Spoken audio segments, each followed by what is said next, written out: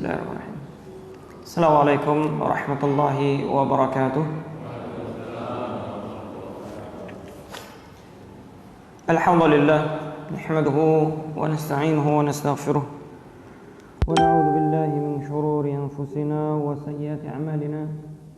May yahdihillahu fala mudilla lahu wa may yudlilhu falan tajida lahu waliyyan murshida. Asyhadu an la ilaha illallah wahdahu la syarika lah wa asyhadu anna Muhammadan 'abduhu wa nabiyyuhu wa rasuluhu wa safiyuhu min khalqihi wa ala alihi wa sahbihi wa man tabi'ahu bi ihsanin ila yaumiddin.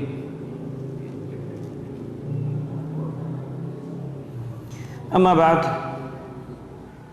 fa ya ayyuhal muslimun taqullaha usikum wa nafsi bitaqwallahi wa ta'atihi la'allakum turhamun. Wa qad qala Allah ta'ala fi mahkami tanzilih, ya ayyuhalladzina amanu taqullaha haqqa tuqatih wa la tamutunna illa wa antum muslimun. Wa qala ya ayyuhan nasu ittaqu rabbakum alladhi khalaqakum min nafsin wahidah wa khalaqa minha zawjaha wa batha minhuma rijalan katsiran wa nisaa'a واتقوا الله الذي تساءلون به والأرحام إن الله كان عليكم رقيبا. وقال في آية أخرى يا أيها الذين آمنوا اتقوا الله وقولوا قولا سديدا يصلح لكم أعمالكم ويغفر لكم ذنوبكم ومن يطع الله ورسوله فقد فاز فوزا عظيما. Akhwati fillah syarakumullah, jamaah sekalian dirahmati oleh Allah Subhanahu wa taala. Segala puji bagi Allah Subhanahu wa taala yang telah memberikan berbagai kenikmatan, yang telah memberikan keutamaan bagi kaum muslimin dengan adanya syariat di bulan Ramadan, yakni puasa.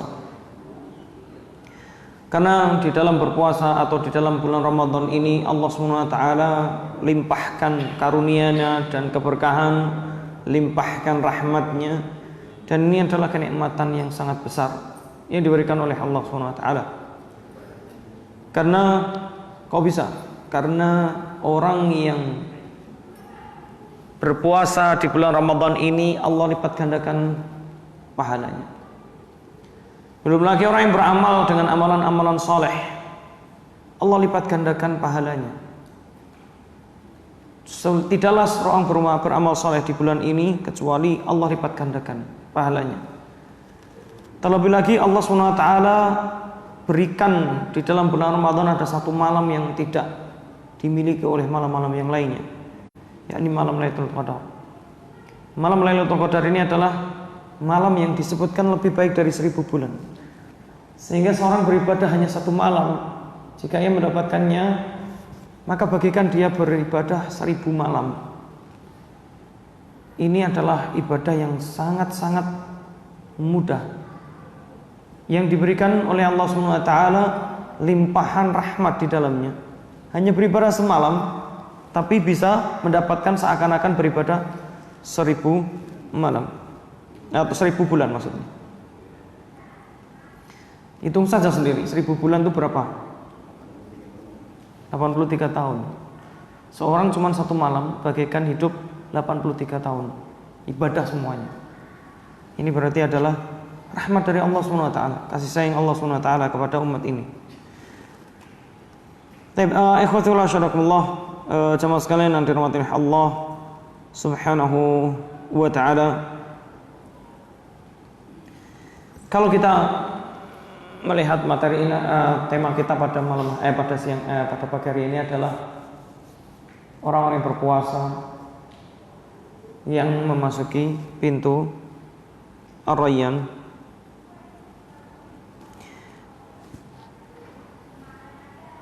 Yang perlu kita ketahui adalah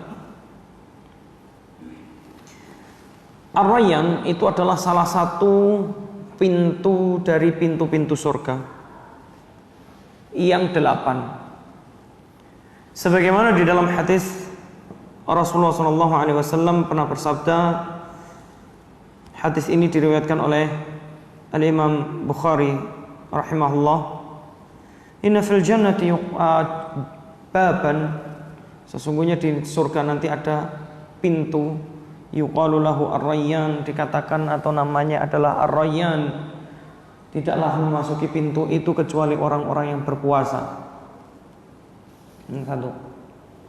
Kemudian di dalam hadis yang lain disebutkan, hadis Bukhari juga, inna fil jannati thamaniyata abwab, sesungguhnya di surga itu ada 8 pintu.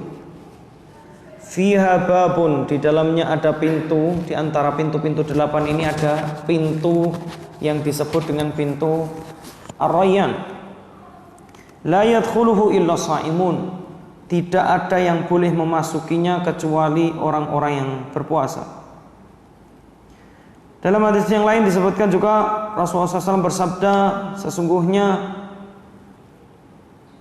di surga nanti atau surga mempunyai 8 pintu. Kemudian dikatakan di antara minha atau di antara pintu-pintu adalah pintu salat. Kemudian yang disebutkan yang kedua pintu sedekah. Kemudian pintu puasa atau pintu yang disebut dengan ar-rayyan, yang disebutkan sebagai pintu khusus orang-orang yang berpuasa yang masuk di dalamnya. Tapi banyak sekali sebenarnya hadis-hadis tentang ini yang disebutkan oleh Rasulullah SAW tentang pintu surga. Allah SWT menjadikan surga mempunyai 8 pintu. Yang pintu-pintu ini yang disebutkan Rasulullah SAW adalah pintu-pintu kebaikan atau pintu-pintu amalan di dunia, atau sebutkan pintu-pintu yang menunjukkan amalan-amalan utama di dunia. Rasulullah SAW mengatakan di antaranya ada pintu sholat. Kemudian tidak ada yang boleh memasukinya kecuali orang-orang yang ahli sholat. Ilal musallun, kecuali hanya orang-orang yang ahli sholat. Siapa orang yang ahli sholat? Orang-orang yang mendirikan sholat. Siapa yang ahli sholat? Orang-orang yang istiqomah di dalam sholatnya. Siapakah mereka? Orang-orang yang senantiasa menjaga sholatnya, sebagaimana yang disebutkan di dalam Al-Quran kriteria ini. Alladzina hum fi sholatihim khashi'un. Dalam ayat yang lain, walladzina hum ala sholatihim yuhafidhun. Orang-orang yang khusyuk di dalam sholatnya, orang-orang yang menjaga sholatnya. Kalau para ulama tafsir mengatakan menjaga sholat itu seperti apa? Yang pertama, menjaga sholat 5 waktunya senantiasa tepat pada waktunya. Yang kedua, menjaga sholatnya senantiasa berjamaah. Ya. Kemudian yang ketiga, mereka orang-orang yang tidak pernah lalai di dalam sholatnya. Tapi insyaallah pembahasan kita bukan pada itu, tapi pembahasan kita adalah siapakah orang-orang yang berpuasa yang mendapatkan janji dari Allah Subhanahu wa taala, yang akan memasuki surganya Allah Subhanahu wa taala melalui pintu puasa, yakni disebut dengan ar-rayyan. Ikhwah, yang lain pintu-pintu dari 8 pintu Rasulullah SAW tidak sebutkan pintu itu namanya apa.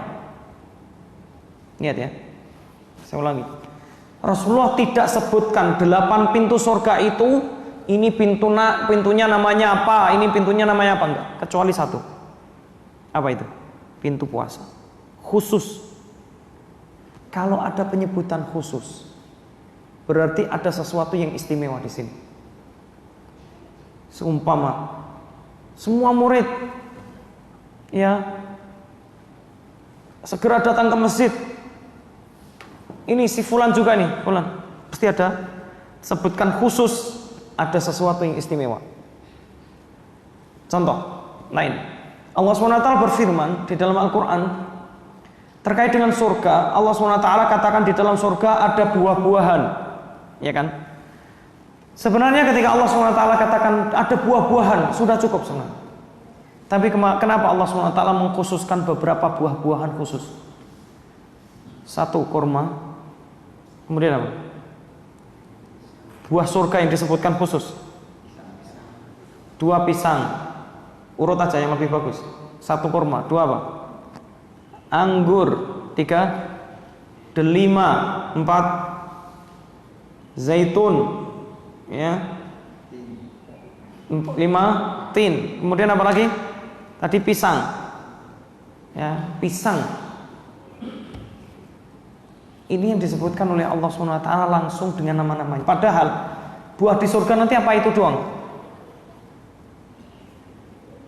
Cuman yang disebutkan tadi enggak? Enggak, ya. Dalilnya apa? Allah SWT berfirman di dalam surat Al-Baqarah, "Kullama ruziqu minha min thamaratin rizqan qalu hadzal ladzi ruziqna min qabl." Setiap mereka diberikan kenikmatan rizki berupa buah, menunjukkan umum, menunjukkan banyak sekali macam buah-buahan di surga. Cuman tidak disebutkan semuanya. Yang disebutkan khusus oleh Allah SWT dan Rasulnya berarti itu adalah buah-buahan yang istimewa. Ya, istimewa. Sebagaimana Allah Rasulullah SAW sebutkan pintu-pintu surga ada 8. Rasulullah mengatakan ada pintu sholat, tidak disebutkan namanya, tapi Rasulullah hanya mengatakan ada pintu sholat. Ada pintu sedekah, ini salah satu keistimewaan berarti. Dua amalan ini punya keistimewaan yang sangat besar, keutamaan yang sangat besar. Kemudian Rasulullah tidak menyebutkan namanya. Kemudian ada pintu puasa, dan Rasulullah menyebutkan namanya. Yuqalu lahu ar-rayyan, dikatakan namanya ar-rayyan.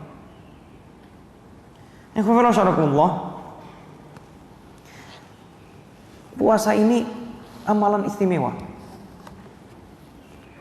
yang Rasulullah SAW menyebutkan penyebutan khusus. Lihat, Rasulullah mengatakan di dalam hadis riwayatkan dari Allah SWT, yakni hadis qudsi. Hadis qudsi, Allah SWT berfirman, "Kullu amali bani Adam lahu." Semua amalan anak Adam itu miliknya. Amalan anak Adam itu ya punya dia. Artinya kalau saya punya amal, ya ini punya saya, yang nanti akan saya gadaikan atau saya persaksikan di hadapan Allah. Nih saya beramal.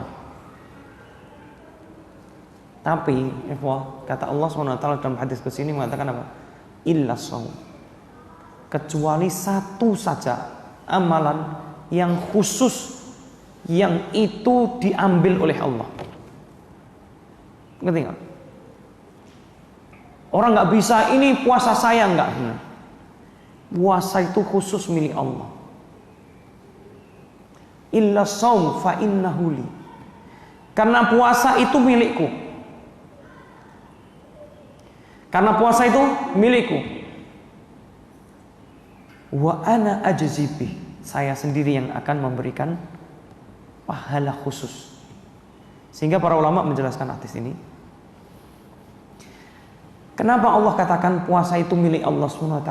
Karena satu, sesungguhnya amalan-amalan yang lainnya itu ada peluang yang besar untuk manusia atau hamba Allah SWT masuk di dalam mereka riya. Tapi puasa susah. Ini puasa, orang mau membuktikan ente puasa atau tidak bisa nggak? Susah. Orang nggak puasa, mulutnya kering banyak. Orang yang puasa tapi mulutnya nggak kering juga banyak. Ya, mau menampakkan seperti apa? Saya puasa, susah. Kalau sholat kelihatan. Ini yang disebutkan para ulama. Kalau sholat, orang sholat, aneh sholat kelihatan tuh. Jadi untuk peluang riak, sum'ah dan kawan-kawan gampang. Sedekah gampang. Nih aneh sedekah, selesai, kelihatan. Apalagi amalan apa? Zikir sama, aneh berzikir. baca Quran, apalagi? Ya, haji apalagi? Semuanya. Sehingga Allah SWT katakan di sini adalah dalam hadis qudsi ini, itu milik mereka. Gitu ya. Sehingga disebutkan khusus puasa itu milik Allah karena puasa itu tidak ada peluang ini. Orang mau beriak-riak nggak mungkin, susah. Ini puasa mau keluar ini puasa terserah. Ya, nggak puasa juga bisa orang sembunyi-sembunyi. Ya. Nah, ikhwah ini terkait dengan puasa itu milik Allah. Itu yang pertama. Yang kedua, karena sesungguhnya amalan puasa itu amalan yang di dalamnya orang melakukan itu susah untuk berniatan karena niatan-niatan selain Allah, itu susah. Ya. Saya puasa untuk apa? Supaya dilihat orang, itu susah. Artinya apa? Orang puasa itu rata-rata itu ya karena untuk Allah. Jadi lebih mudah sebenarnya. Kenapa ya Pak?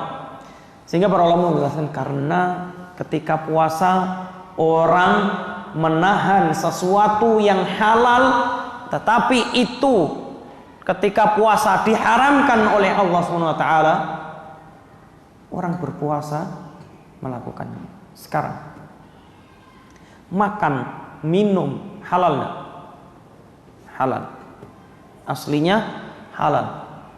Pada saat orang berpuasa itu menjadi haram. Yang halal menjadi haram baginya, dia mengharamkan untuk dirinya. Itu karena siapa? Karena memang perintah Allah. Sehingga orang itu benar-benar memperuntukkan itu untuk Allah Subhanahu wa taala. Ini apa? Apalagi sesuatu yang haram. Yang halal aja harusnya ia tinggalkan karena Allah. Iya enggak? Seorang puasa, ngapain puasa? Kalau enggak karena Allah SWT. Rata-rata orang kalau berpuasa pasti karena meninggalkan segala sesuatu karena Allah SWT. Karena Allah melarang. Kenapa ente enggak makan? Ditanya, kenapa ente enggak makan? Aneh puasa. Iya enggak? Nah, puasanya untuk siapa? Untuk Allah pasti. Sehingga puasa itu khusus milik Allah. Sehingga disebutkan tidaklah hambanya Allah SWT itu menahan diri dari sesuatu, tidaklah yang menjadikan ia menahan itu karena aku, karena Allah SWT. Baik.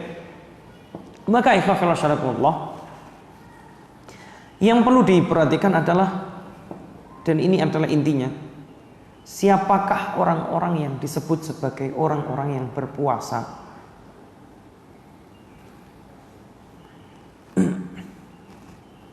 Maka orang-orang yang berpuasa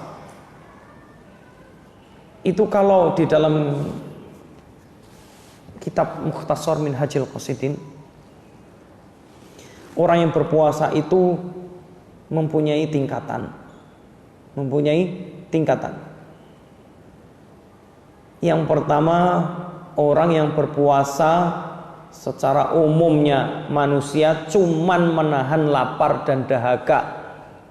Ini tingkatan paling rendah. Orang yang menahan diri dari minum, dari lapar dan dahaga, dan apa yang membatalkan puasa. Ini berarti puasa yang paling rendah tingkatannya. Yang kedua, naik lagi, orang yang bisa menahan diri dari segala sesuatu yang bisa mengurangi pahala puasanya.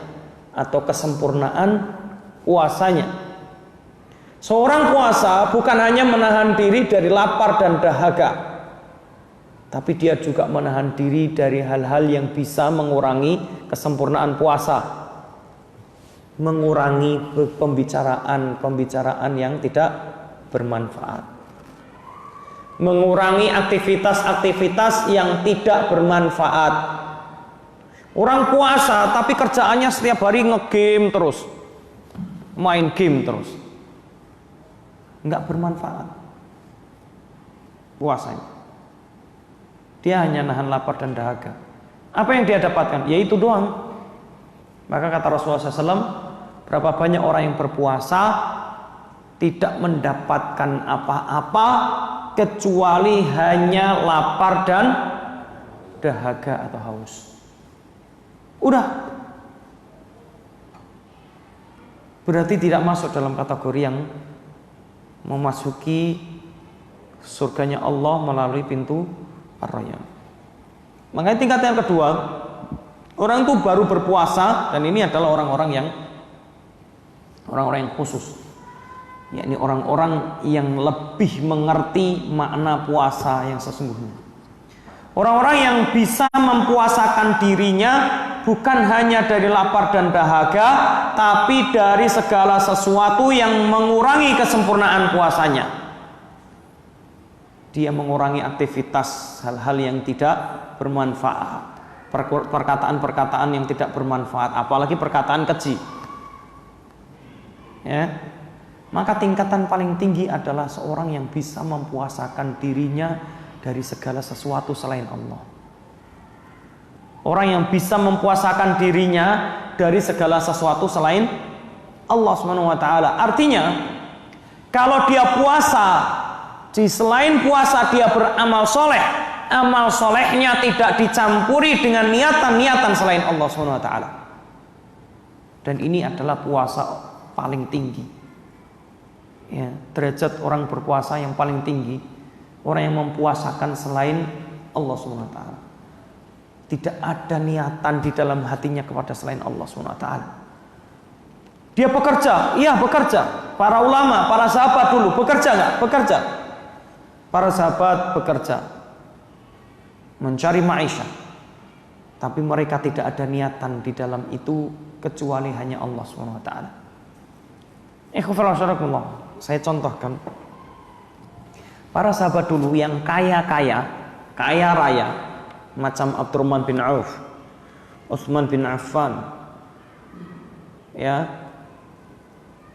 dan lain sebagainya, Zubair bin Awam, ya, Sa'ad bin Abi Waqqas, orang-orang kaya ini, ya, orang-orang kaya.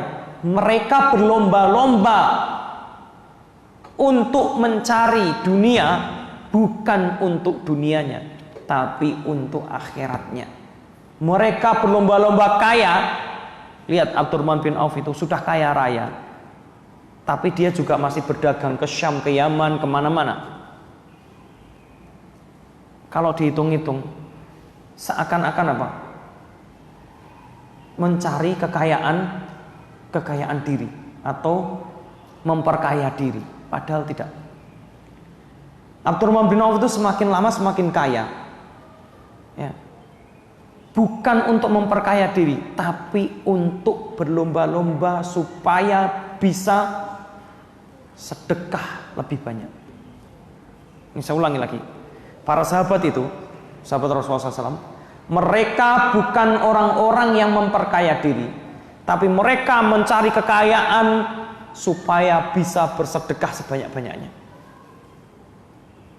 Abdurrahman bin Auf pulang dari Syam, dari berdagang, membawa 500 ekor unta kurang lebih, beserta matanya, beserta barang dagangan dan hasil dagangannya, berupa emas dan perak.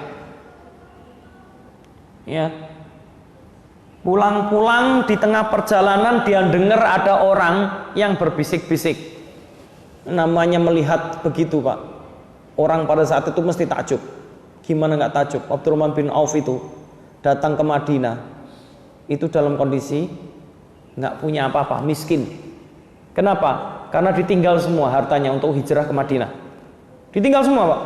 Karena Rasulullah melarang untuk membawa hartanya. Semua harus hijrah. Hanya membawa perbekalan untuk berangkat hijrah.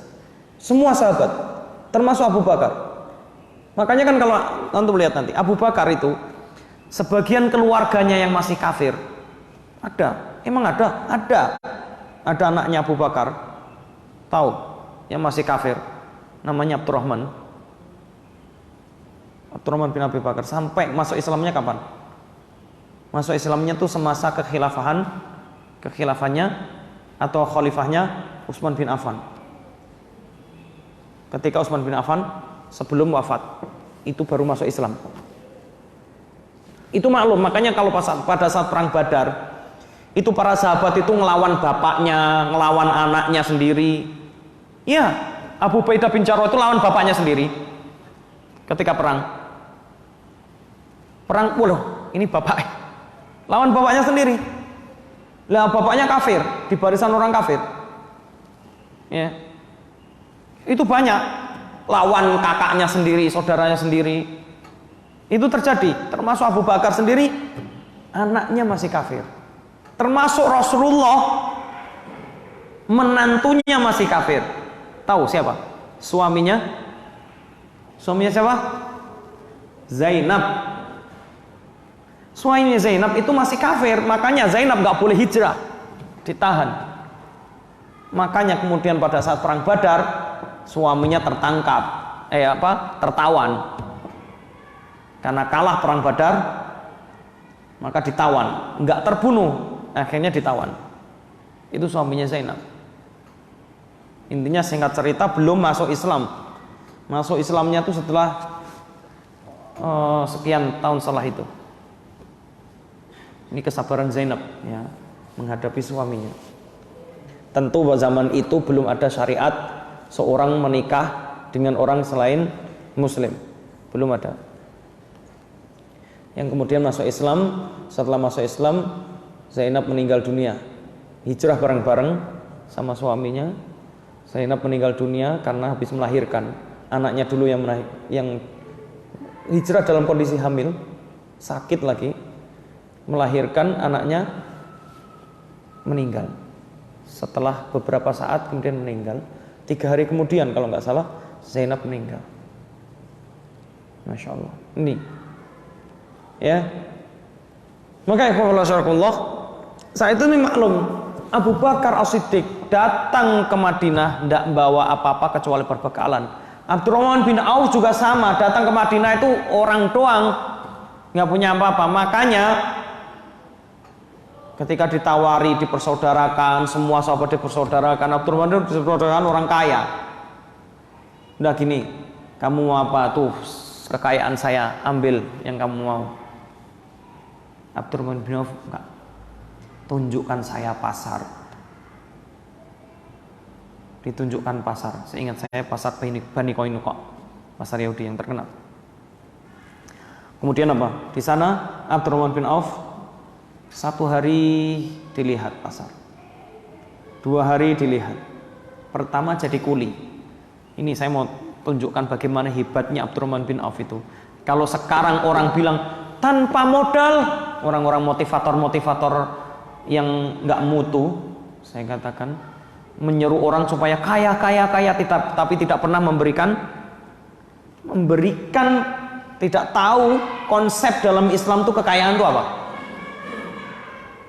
Orang tuh ngajak kaya sampai ada istilah yang saya kadang-kadang, masya Allah ya, mengerikan. Kalau miskin jangan lama-lama. Ya, kasihan mereka. Emang miskin itu adalah kehinaan. Bodoh sekali Anda. Ya. Miskin itu kemuliaan. Kenapa? Orang-orang masuk surga dari kalangan orang miskin nanti, yang paling terakhir kali, jaraknya dengan orang kaya yang pertama kali masuk surga berapa puluh ribu tahun perjalanan? Hah? Coba.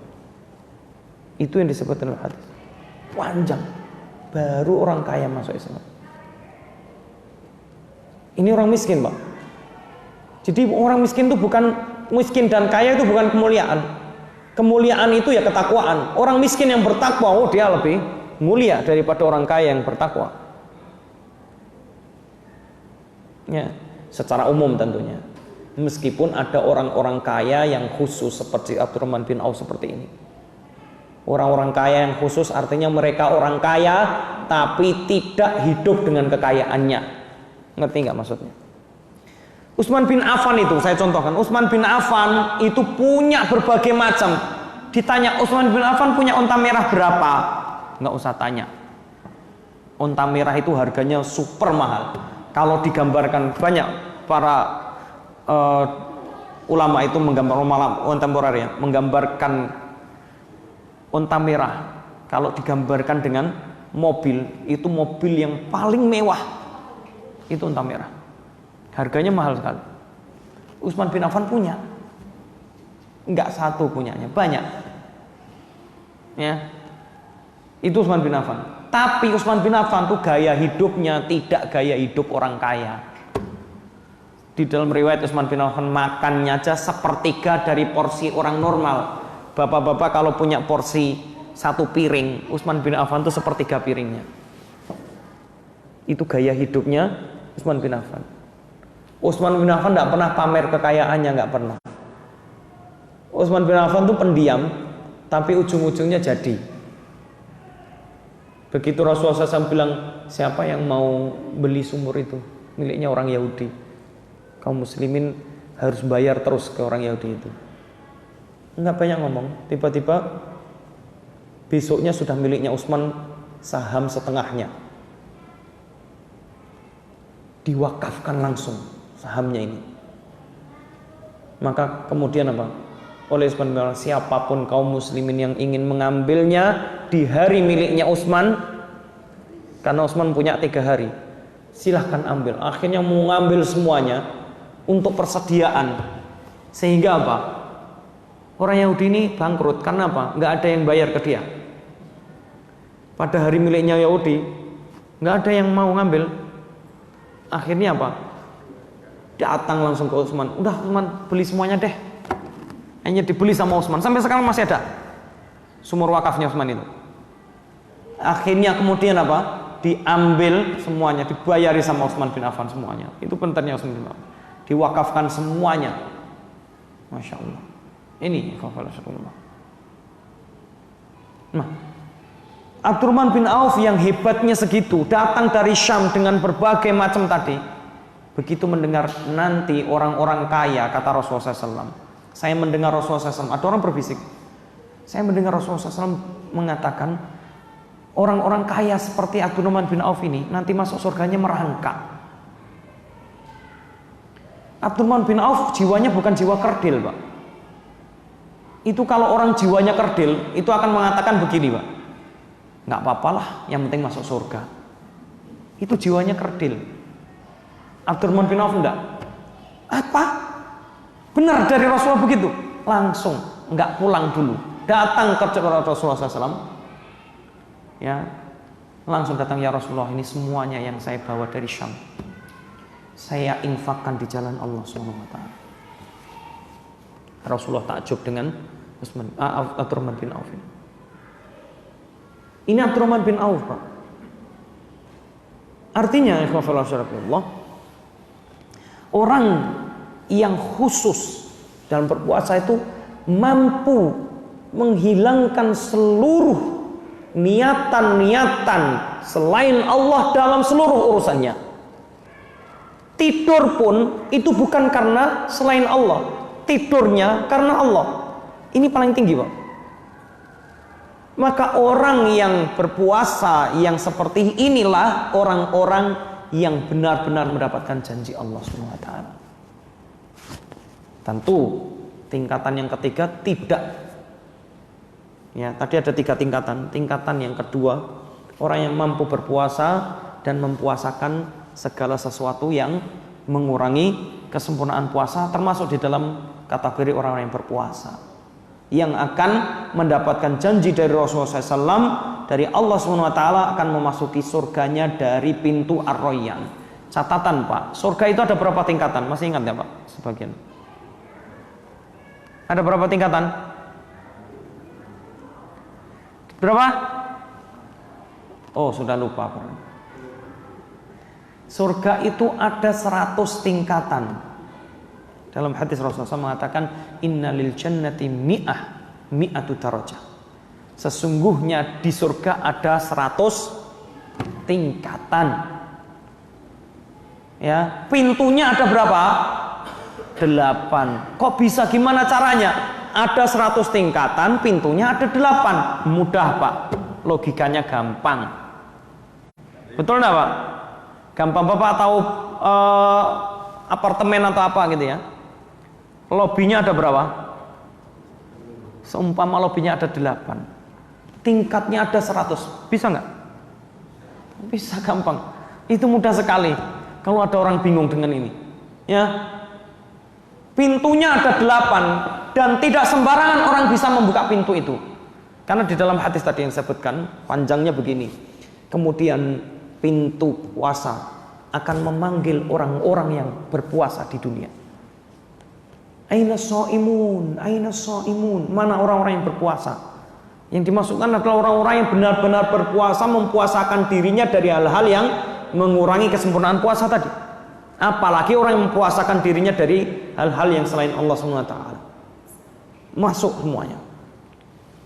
Kemudian kata Rasulullah SAW, ketika semuanya orang-orang yang berpuasa sudah masuk, pintu itu ditutup selama-lamanya. Tidak ada lagi yang bisa memasuki. Udah, tidak akan dibuka lagi selama-lamanya. Kata Rasulullah SAW. Begitu juga pintu sedekah, juga pintu sholat, sama. Pintu sedekah yang bisa masuk hanya orang-orang ahli sedekah. Ya, dan begitu seterusnya. Maka kemudian kata Rasulullah SAW, ya, kata Rasulullah SAW, ketika semuanya sudah ditutup, sudah hanya orang-orang yang diberikan rahmat dari Allah SWT yang akan dimasukkan ke dalam surga melalui berbagai macam. Ada yang dari syafaat Rasulullah SAW, ya, yang masih di neraka. Nah, jamaah sekalian Allah SWT, ini menunjukkan bahwasanya tingkatan surga itu ada 100, pintunya ada 8. Dari 100 tingkatan ini punya tingkatan lagi. Ini yang disebutkan oleh para ulama. Kenapa?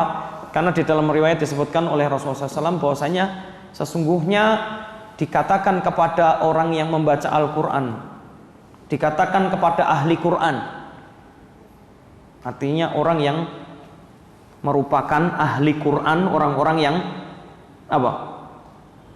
Orang-orang yang ahli Quran itu gimana? Orang-orang yang menghafalkannya, kemudian apa?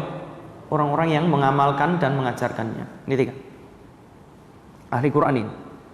Orang ahli Quran itu bukan orang yang cuman baca doang, orang-orang yang mengamalkan benar. Maka yuqalu li ahli Quran, dikatakan pada ahli Quran, iqra warattil kama kunta turattil fid dunya. Baca dan tartillah sebagaimana engkau membacanya tartil di dunia. Kemudian apa? Kata Rasulullah SAW, fa inna manzilaka fil jannati fi ayatin, fi akhir ayatin takra'uha. Sesungguhnya tempatmu di surga nanti di akhir ayat yang mana engkau baca terakhir. Ya. Jadi sumpama dia baca dari Al-Fatihah sampai An-Nas, dia akan mendapatkan surga yang paling tinggi. Surga yang paling tinggi disebut dengan Firdaus. Makanya Rasulullah SAW mengatakan, kalau engkau ingin masuk surga, mintalah kepada Allah SWT, jangan minta yang bawah, mintanya surga Firdaus. Masalah ternyata dapatnya yang di bawah itu mending daripada enggak. Maksud saya gini, ini Rasulullah SAW, jika engkau meminta surga kepada Allah, mintalah surga Firdaus, karena sesungguhnya itu surga yang paling tinggi. Ya, ini jadi para ulama menjelaskan ada tingkatan itu 100. Di 100 tingkatan itu, setiap satu tingkat itu punya tingkat-tingkatannya. Berarti apa? surga itu tingkatannya sesuai dengan ayat yang ada di dalam Al-Qur'an. Ya, wallahu a'lam bishawab. Nah, jamaah sekalian Allah Subhanahu wa taala, orang-orang yang berpuasa, tidak mungkin orang-orang berpuasa itu kemudian orang-orang yang melakukan hal-hal yang diharamkan oleh Allah. Itu namanya orang yang gak puasa. Dia puasa tapi masih jalan terus. Puasa tapi masih juga judi. Kalau sekarang judinya lebih modern. Kalau dulu judinya pakai kartu, sekarang pakai HP. Iya enggak? Banyak sekali itu judi pakai HP itu. Bahkan orang tuh iklan itu paling saya benci itu. Iklan pakai SMS judi. Ya. Iya enggak? Dikirim SMS. Saya kalau dapat SMS kayak gitu tuh jengkel sekali ya. Masya Allah. Kadang-kadang saya balas saja meskipun tidak tahu dia baca atau enggak. Ya. Saya balas makasih setan gitu, saya gitu kan. Ya. Naudzubillah min dzalik. Sekarang itu peluang kemaksiatan mudah sekali. Enggak perlu orang keluar. Enggak perlu orang keluar rumah. Sekarang peluang kemaksiatan cuma di sini. Buka HP bisa main judi. Sekarang judi di format bikin model game. Itu iklan lewat terus itu, model kayak ini. Di HP.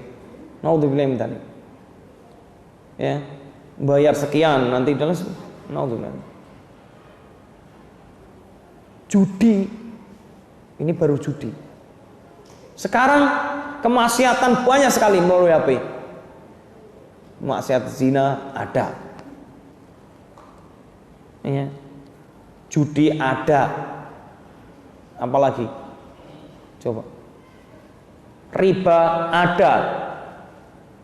Tinggal klik langsung bisa menikmati riba. Naudzubillah min dzalik. Ini Masya Allah ya Pak. Semakin teknologi maju semakin peluang maksiatnya besar. Maka ikhwallah, orang-orang berpuasa itu orang-orang yang bersabar. Kenapa puasa itu istimewa Pak? Karena di dalamnya para ulama menjelaskan sesungguhnya di dalamnya kenapa Allah mengatakan ana ajzi bihi, saya sendiri yang akan ngasih pahala khusus. Kenapa? Karena di dalam puasa itu ada satu amalan yang sangat istimewa yang pahalanya tidak terhingga. Amalan apa? Sabar. Amalan sabar kata Allah Subhanahu wa taala, "Innama yuwaffas sabiruna ajrahum bighairi hisab." Sesungguhnya dilimpahkan pahala bagi orang-orang yang bersabar itu tidak terhingga pahalanya. Maka ikhwafillah, salah satu kelebihan puasa itu kenapa istimewa? Karena di dalamnya ada amalan sabar. Sabar yang paling rendah saja sudah istimewa, apalagi sabar yang paling tinggi. Sabar yang paling rendah adalah apa? Orang yang terhadap sesuatu yang diharamkan oleh Allah SWT, dia nahan diri. Itu sabar yang paling rendah. Contoh paling konkret gampangnya begini kalau sabar paling rendah. Tiba-tiba keluar dari masjid sandalnya hilang. Atau yang lebih istimewa lah, lebih berharga. Tiba-tiba motornya hilang. Motornya hilang, marah-marah dia. Wow. Nah, ini namanya orang nggak sabar. Tapi kalau lihat motornya hilang, hilang. Sabar itu menahan diri untuk hal-hal yang diharamkan oleh Allah, menahan diri dari mengumpat, menahan diri dari tidak terima terhadap takdir. Sabar, tahan. Nahan marah-marah yang tidak jelas. Itu namanya sabar. Makanya ada seorang wanita yang menangisi anaknya di kuburnya. Zaman Rasulullah SAW. Nangis terseduh-seduh, nggak terima kalau anaknya meninggal. Rasulullah dari belakang ngasih tahu, "Ibu, bertakwalah kamu kepada Allah, takutlah kamu kepada Allah, sabarlah. Perempuan ini langsung marah. Kamu gak tahu bagaimana perasaan saya. Kamu gak pernah tahu merasakan bagaimana seorang ibu ditinggal anaknya. Rasulullah langsung pergi. Itu Rasulullah. Enggak pakai, kamu tahu gak saya ini Rasulullah. Enggak kayak gitu, itu Rasulullah enggak kayak gitu. Langsung pergi. Begitu sudah sampai di rumah, ada seorang sahabat ngasih tahu, ibu nggak tahu tadi siapa? Rasulullah tadi itu. Hah? Kaget dia. Langsung lari, disamperin tuh sampai di rumahnya, diketuk pintunya. Ya Rasulullah, saya mohon maaf tadi saya nggak tahu kalau itu Rasulullah SAW. Harusnya apa? Ya peduli amat Rasulullah atau siapa yang ada sehat, ya nggak? Nah, kata Rasulullah SAW singkat padat. Innamas sabru. Berarti kan innamas sabru inda sadmatil ula. Disebut sabar itu adalah hanyalah pada saat orang pertama kali mendapatkan musibah. Begitu tahu motornya hilang, sabar. Itu sabar. Itu paling rendah. Tapi begitu tahu motornya hilang, sampai keluar kata-kata binatang lah, apalagi macam-macam. Ini namanya orang yang nggak sabar. Paham? Bisa dipahami ya? Gampang contoh konkretnya. Nah, tingkatan yang kedua, orang yang sabar itu ridho. Apa? Ridho. Itu tingkatan kedua. Ini belum paling tinggi. Tingkatan kedua itu ridho. Begitu motornya hilang, ya sudah, ridho. Ridho itu rela. Sudah. Karena yakin rizki itu dari Allah. Jadi nggak lagi orang itu berpikiran marah-marah atau gitu ya. Nah, berarti sudah diambil, bukan haknya lagi, bukan rizkinya lagi, ya sudah. Kalau memang balik lagi, oh berarti rizkinya. Apa kemudian ridho nggak nyari? Ya enggak. Namanya ridho itu tidak lagi seperti tadi. Kalau tadi sabar, tingkatan paling rendah itu orang masih ditahan, itu marahnya itu ditahan. Ya, hal-hal yang ingin dikeluarkan semuanya itu ditahan dulu. Nah, ridho itu langsung, oh ridho. Udah tinggal cari aja, cari, hubungi polisi atau bagaimana, gitu kan? Nah, tingkatan paling tinggi sabar adalah bersyukur. Begitu motornya hilang, alhamdulillah. Ini tingkatan paling tinggi. Loh, beneran ini. Inilah sabarnya Rasulullah SAW dan orang-orang siddiqun. Ya, orang-orang siddiqin itu adalah orang-orang yang begitu mendapatkan musibah, terhadap musibah, sabarnya itu bersyukur. Ya, begitu motornya hilang, alhamdulillah. Berarti satu beban harta di hari hisab hilang. Enak kan? Enak nggak? Ini demi Allah Pak, demi Allah. Dan ini berat. Saya pernah mengalami seperti ini, motor hilang. Tapi saya cuma berpikir, alhamdulillah, ini mungkin peringatan dari Allah SWT, ya, supaya bersyukurnya lebih. Selama ini mungkin belum bersyukur, karena dengan adanya motor tuh kemudian apa? Merasa keenakan, akhirnya sholatnya kurang dan lain sebagainya, ya. Begitu hilang itu tambah khusyuk itu. Sholatnya bener loh. Jadi masya Allah, udah merasa mungkin banyak dosa ini, Allah kasih begini. Iya, introspeksinya begitu Pak. Maka antum nggak akan merasa kehilangan. Udah, Allah ganti yang lebih baik, pasti. Iya, Allah ganti yang lebih baik. Beneran, Allah mengganti saya lebih baik. Nggak butuh waktu lama, 2 minggu setelah itu, 2 pekan. Tiba-tiba ada yang nawarin motor. Ustaz, katanya motornya hilang.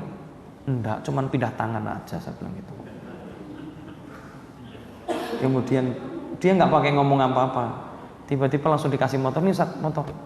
Udah terserah Ustaz mau bayar berapa. Masya Allah, saya kaget. Enggak, saya nggak mau merepotkan. Padahal ya mau gitu ya. Saya nggak mau merepotkan. Enggak, saya nggak mau merepotkan. Udah cukup. Saya nanti bisa nyari sendiri insya Allah. Enggak Ustaz, saya memang sudah beritikat baik. Udah, pokoknya silahkan pakai, silahkan bayar semampu Ustaz. Masya Allah. Ya saya terima. Orang niat baik ya saya terima. Ya, iya benar. Motornya baru. Yang hilang motor saya itu udah berapa tahun. Saya nggak minta sama sekali. Dan saya nggak keluar-keluar, aduh motor saya hilang, bikin status begitu gitu ya. Nggak banget kalau saya tuh. Berbagi kesedihan tuh nggak banget. Ya, orang sekarang apa-apa bikin status. Ya nggak? Lebay banget gitu ya. Naudzubillah min dzalik gitu. Bahkan sholat pun dibikin status loh. Hilang pahalanya Pak. Wah, aneh puasa kali ini, Masya Allah, nikmat sekali. Hilang puasa ente. Ya, nggak usah begitu-begitu. Manfaatnya apa? Pamer. Ada yang bilang, saya nggak pamer, biar syiar. Itu pamer. Ya, itu tuh pamer. Mau pakai alibi apa? Gitu ya. Nggak usah. Orang nggak usah pamer-pameran. Amalan dipamer-pamerin. Dunia dipamerin aja nggak boleh, apalagi akhirat, urusan akhirat dipamer-pamerin. Masya Allah, malam ini saya sholatnya khusyuk sekali. Sampai nangis. Wah, ngapain pun. Apalagi orang-orang yang sholat tahajud, sholat tarawih dipamer-pamerin. Saya melihat soalnya ada orang bikin status tahajud. Saya kadang-kadang, aduh ya Allah, mau nasihatin juga nggak enak kalau nasihati begini, apalagi di medsos kan. Susah nasihatnya gimana. Mau kita bilang di komentar gitu ya, bilang hati-hati akhi ini gini-gini, nanti ujung-ujungnya malah kita dibilang apa? Kamu sok-sokan. Iya nggak enak banget pokoknya. Ini ikhwafillah, kalau kita beramal ya, kenapa puasa itu sangat istimewa? Karena kesabaran di dalamnya istimewa Pak. Pada saat kita mampu bersabar di dalam puasa. Contoh, Pak, kita tuh sudah tahu ini halal sebenarnya, tapi karena puasa itu jadi haram, kita tinggalkan. Kita meninggalkan sesuatu karena Allah SWT, termasuk hal-hal yang mengurangi pahala puasa tadi. Ghibah, tahan. Termasuk sabar-sabar yang lain. Orang puasa nggak pernah sholat sama aja. Sabar dalam sholatnya. Karena orang berpuasa itu sholatnya juga menjadi bagian darinya. Ketika orang puasa tapi nggak sholat berjamaah, ya hilang Pak kesempurnaannya. Ya, buat apa? Nah, ini seperti anak kecil, kayak anak saya, puasa tapi suruh sholat kadang-kadang nggak mau. Aduh lemes. Aduh kamu puasa nak. Buat apa puasa malah nggak sholat? Lemes Pak katanya. Nggak apa-apa lemas, ayo pelan-pelan. Kadang-kadang harus digendong dulu ya, namanya anak-anak, mendidik anak harus sabar. Ya kalau digendong mau, nah, nggak apa-apa lah, kita harus ngalahin gendong dulu gitu ya. Itu begitu. Masya Allah. Artinya apa? Masa kayak anak kecil. Orang malah puasa tapi nggak pernah sholat. Puasa tapi ngomongin orang. Puasa tapi malah ngomong hal-hal yang keji. Puasa tapi malah melakukan hal-hal yang diharamkan oleh Allah SWT. Zalim. Zalim hal apa? Zalim hal dari lisan, zalim perbuatan, zalim harta.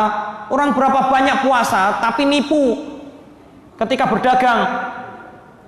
Ya, ditanya puasa, iya puasa tapi nipu berdagang, nimbang, jualan buah, nimbang. Ya. Ditimbang Itu kayaknya sudah pas 1 kilo, begitu ditimbang lagi ternyata cuma 750. Ini berkali-kali loh, saya membuktikan seperti ini tuh berkali-kali. Ya saya malas nuntut juga, cuman nggak seberapa gitu ya. Karena pernah kita protes, sekali saja saya pernah protes sekali. Ini kok kurang, alah cuman segitu aja dipermasalahkan. Loh ini haknya siapa? Ya kadang-kadang orang yang seperti itu lebih galak ya. Iya. Ini pernah Pak, saya pernah beli gitu ya, beli buah. Saya ini mateng nggak? Saya nggak tahu mateng yang mana yang mateng. Begitu dibuka nggak mateng, saya tunjukkan ini kok nggak mateng. Alah cuman 1 aja, saya banyak. Loh ini urusannya terserah kamu kalau urusan itu. Ini urusan saya dengan kamu. Tapi lebih galak ya males, udah malah tambah dosa nanti. Tinggalkan. Nah Allah, jika kita ingin mendapatkan menjadi orang-orang yang berpuasa, yang akan mendapatkan janji Allah Subhanahu wa taala, memasuki pintu Ar-Rayyan, ini istimewa sekali Pak, istimewa sekali. Maka lakukanlah sebagaimana yang saya sebutkan. Terakhir sebelum saya tutup, ketika Rasulullah mengatakan ini semuanya, tiba-tiba Abu Bakar ngomong, ya Rasulullah, apakah ada orang yang akan dipanggil di seluruh pintu surga 8 itu? Kata Rasulullah, iya, ada. Berarti dia orangnya Pak, ahli sedekah, fulan kesini, dipanggil. Pintu puasa manggil dia juga, pintu sholat manggil dia, pintu-pintu yang lain, sini lewat sini, ada. Makanya kemudian Rasulullah mengatakan, dan engkau termasuk di dalamnya. Abu Bakar itu salah satu orang yang dipanggil di seluruh pintu surga. Jangan dikira Pak, masuk surga itu gampang. Kemarin sudah pernah saya sampaikan di majelis ini. Ya, ada orang-orang udah lewat sirat dengan lancar jaya gitu ya. Mungkin bisa lari ya. Begitu sampai surga, surganya tutup. Didodok-dodok kayak apa ya, nggak bisa. Tutup. Emang ada banyak. Penjelasan hadisnya juga banyak. Penjelasan tafsirnya dalam ayat. Mendapati pintu surga tutup. Emang gampang masuk surga? Enggak.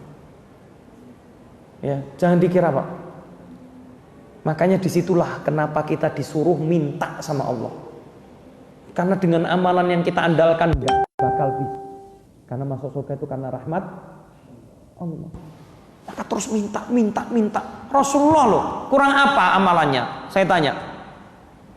Rasulullah minta surga enggak? Setiap hari, setiap saat Rasulullah itu minta surga. Ya, itu Rasulullah. Lalu kita malah doa enggak pernah, jarang-jarang. Doa minta surga juga jarang-jarang. Kayak gitu berharap surga. Artinya kalau kita ingin menjadi seperti Abu Bakar, ahli sedekah, ahli puasa, ahli sholat, nah itu Abu Bakar. Ya, dan ini berat. Semoga kita termasuk orang-orang yang bisa memasuki surganya Allah Subhanahu wa taala tanpa hisab dan tanpa adab. Karena kalau kita minta setinggi-tingginya, semoga Allah memasukkan kita semuanya dalam surga Firdaus kelak. Dan semoga Allah Subhanahu wa taala mengumpulkan kita bersama para nabi, para siddiqin, para syuhada dan salihun. Tidak menutup kemungkinan bagi seorang untuk bisa memasukinya jika itu karena rahmat Allah Subhanahu wa taala. Akhirul ta'ala alamin. Ini dari saya, mungkin ada pertanyaan. Cukup. Puasa jangan lemes Pak. Ya silakan. Ya. Baik. Pertanyaan yang bagus. Apakah puasa yang disebutkan ini hanya khusus Ramadan dan puasa sunnah atau puasa sunnah juga? Maka para ulama menjelaskan di dalam hadis itu adalah tidak terbatas apakah dia hanya Ramadan doang atau Ramadan dan puasa sunnah. Intinya dia adalah ahli puasa. Maka di sini ada sebagian ulama mengatakan ahli puasa itu berarti orang yang senantiasa puasa, baik itu puasa Ramadan atau puasa sunnah. Namun sebagian ulama mengatakan tidak. Selama dia berpuasa dengan baik, meskipun hanya di bulan Ramadan, dia termasuk di dalamnya. Ngerti maksudnya puasa yang saya sebutkan tadi? Dia puasa tapi benar-benar mempuasakan dirinya dari berbagai hal yang mengurangi kesempurnaan puasa, pahala puasa. Itu ya. Jadi dia puasa dan benar-benar mempuasakan dirinya dari ghibah, dari insya Allah mendapatkan janji Allah yang seperti ini. Wallahu a'lam bishawab. Ini yang benar-benar puasa, Pak. Karena hadis Rasulullah mencela orang yang puasa cuman menahan lapar dan dahaga. Itu wallahu a'lam bishawab. Semoga ini yang benar. Kalau semuanya puasa sunnah juga jarang yang bisa benar-benar ya. Ada seorang tabi'in itu pernah mengatakan begini. Ini disebutkan dalam kitab Mukhtasar Minhajul Qasidin. Nanti silakan buka sendiri. Ada seorang tabi'in itu mengatakan begini. Saya itu senang dengan sholat yang panjang. Dan saya tidak kuat puasa kecuali hanya bulan Ramadan. Artinya begini, Pak. Kalau kita pengen lihat diri sendiri, mana kemampuan diri, batasannya, yang tahu hanya diri kita. Maka ambil mana yang mendapatkan peluang dapat rahmat dari Allah yang bisa kita mampu, ambil. Seperti tabi'in ini mengatakan, kalau saya berpuasa, puasa sunnah maksudnya, saya lemes. Ini sekelas tabi'in ya. Ngerti nggak? Masing-masing masih punya kelebihan dan kekurangan. Maka kemudian bilang gini, kemudian saya sholatnya jadi lemes, sehingga aku tinggalkan puasa dan aku akhirnya beliau itu sholatnya panjang sekali, Pak. Kalau sholat tahajud di dalam riwayat disebutkan beliau ini sholat tahajudnya bisa setengah malam itu sholat, kadang-kadang 2/3 malamnya sholat, jadi sehingga tidurnya cuman 1/3 malam. Ini beliau. Tentu nggak boleh orang tuh sholat itu semalaman suntuk nggak tidur, karena itu akan mengurangi apa? Tenaganya di berikutnya. Itu yang disebutkan dalam hadis Qasidin. Jadi harusnya orang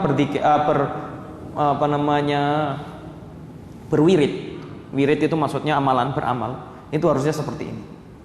Ya, melihat kondisi masing-masing. Dia bilang sendiri, saya nggak kuat kalau saya puasa, nggak kuat sholat.